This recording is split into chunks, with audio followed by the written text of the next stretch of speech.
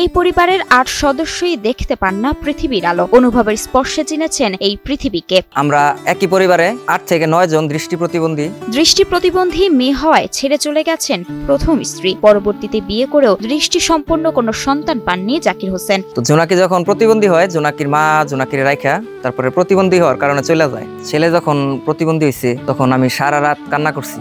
জন্ম থেকেই চোখের আলো না থাকায় আন্দাজের উপর ভিত্তি করে চলাফেরা করেন তারা। দেয়ালের স্পর্শে বুঝে নেন দিক। যে আমরা আইডিয়ার উপরে চলাফেরা করি কিছুটা, আমরা যেহেতু আমরা ছোট থেকে এখানে বড় হয়েছি, চলাফেরা করতে করতে আমরা বুঝতে পারি যে এখানে গাছ আছে, এখানে এটা আছে, এখানে এটা আছে। অনেক মানুষ কল্পনা করে যে এরা জন্মের এই অবস্থাতে তারা চলাচল করে কিভাবে।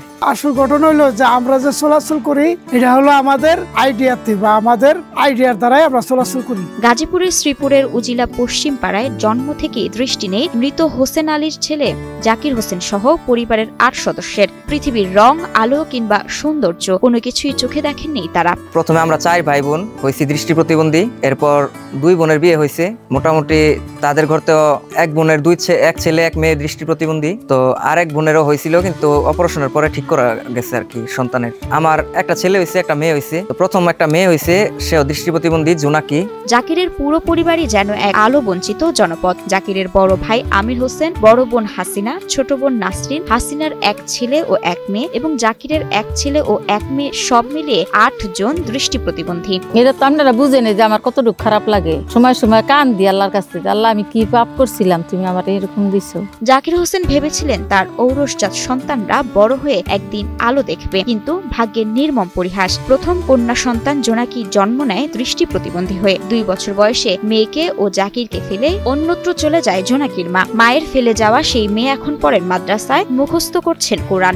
মাদ্রাসায় মুখস্থ কোরআন শরীফ পড়ি, হুজুরেরা বইলা দেয় সেটা শুনে শুনে মুখস্থ করি। জীবনের দায় মাথায় নিয়ে আবার বিয়ে করেন জাকির, তবে সেখানেও আলো ফিরল না। দ্বিতীয় স্ত্রীর সংসারে জন্ম নেওয়া ছেলে তানজিদও জন্ম থেকেই দৃষ্টি প্রতিবন্ধী। 2 বছর আগে বিয়ে করছি, করার পরে একটা ছেলে হয়েছে আমার, 8 মাস বয়স হয়েছে। প্রথম মনে করছিলাম 2-3 মাস পর্যন্ত যে ভালোই হয়েছে। পরে যখন 2-3 মাস গেছে, পরে দেখি যে স্বাভাবিক ভালো একটা বাচ্চা যেরকম মানুষের দিকে তাকায়, সবকিছু করে আর কি, দূর থেকে কোনো কিছু দেখে, তো ওরও এরকম বুঝতে পারি নাই। তারপরে ডাক্তারের কাছে নিয়ে গেছি। ডাক্তারের কাছে নেওয়ার পরে ডাক্তার বলছে যে ও নাকি আমার মতো প্রতিবন্ধী হয়েছে, দৃষ্টি প্রতিবন্ধী।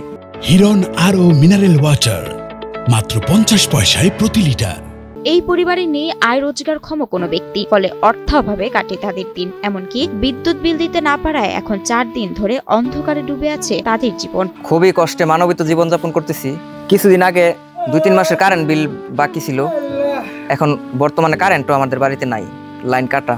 সবাই মানবেত জীবনযাপন করলেও সৃষ্টিকর্তার প্রতি নেই তাদের কোনো অভিযোগ। আশেপাশে মানুষ খারাপভাবে দেখলেও আমাদের আর খারাপ লাগে না, কারণ আমরা মেনে নিছি যে আমাদেরকে আল্লাহ যেহেতু বানাইছে, আল্লাহ যেরকম বানাইছে এতে আমরা সন্তুষ্ট। আল্লাহর প্রতি কখনো আমরা অখুশি না।